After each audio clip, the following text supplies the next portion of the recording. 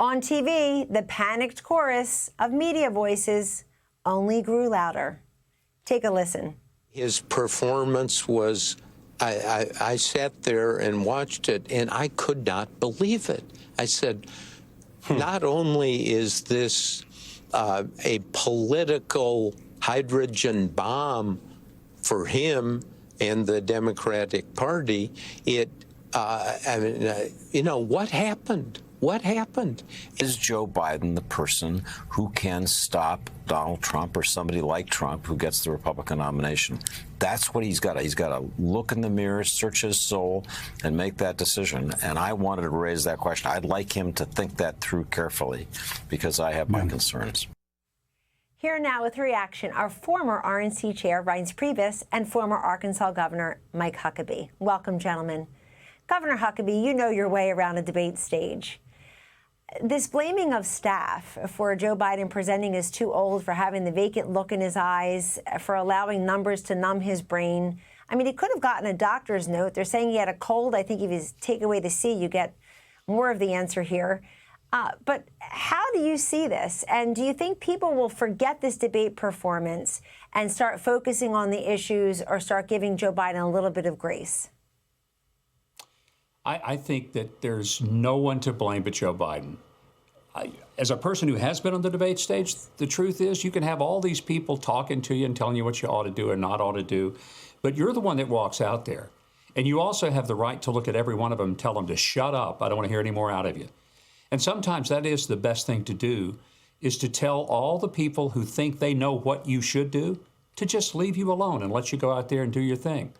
But they couldn't do that. And this nonsense about he had a cold and that's why he was so raspy and he couldn't get his thoughts together.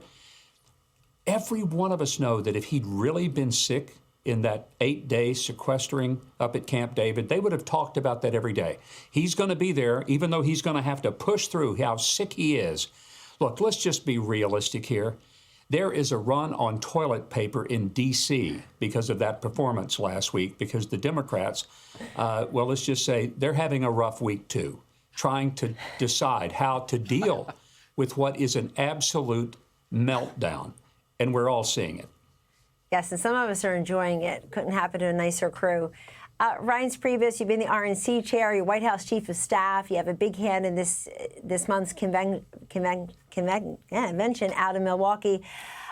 You've been in the room to prep candidates for debates, including President Trump. Now, he preps just by not having a podium or lighting. He preps by doing these rallies and these interviews and whatnot.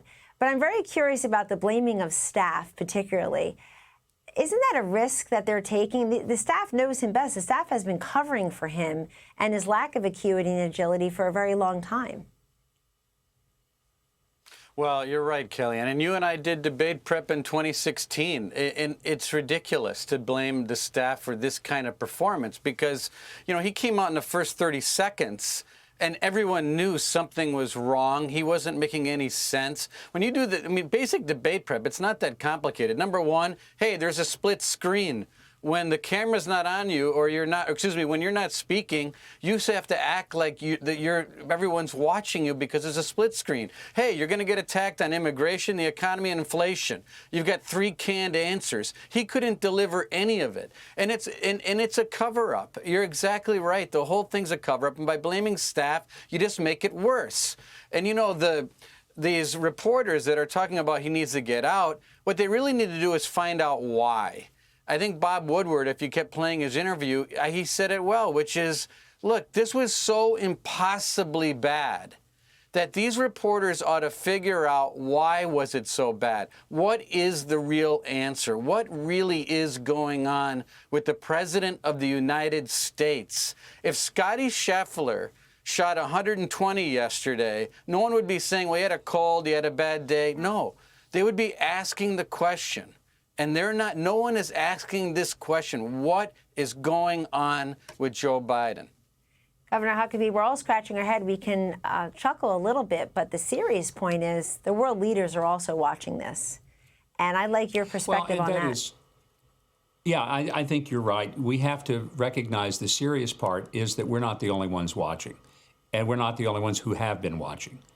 President Xi's been watching. Putin watches. Kim Jong-un watches. They all look at this. I think the reason that they never went into Ukraine when Donald Trump was president, Hamas would never have attempted to overrun and murder and butcher Jewish civilians like they did on October 7th when Donald Trump was president. They were scared to death of him. They just didn't know what he might do, but they feared what he would do. It's why I think we need him again.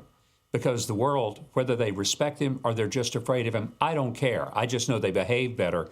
And we need a world like we had when Donald Trump was president, not the one we have when Joe Biden is president. Yes, people know what they see. Governor Mike Huckabee and Reince Priebus, thank you very much for joining us tonight. Hey, Sean Hannity here. Hey, click here to subscribe to Fox News YouTube page and catch our hottest interviews and most compelling analysis. You will not get it anywhere else.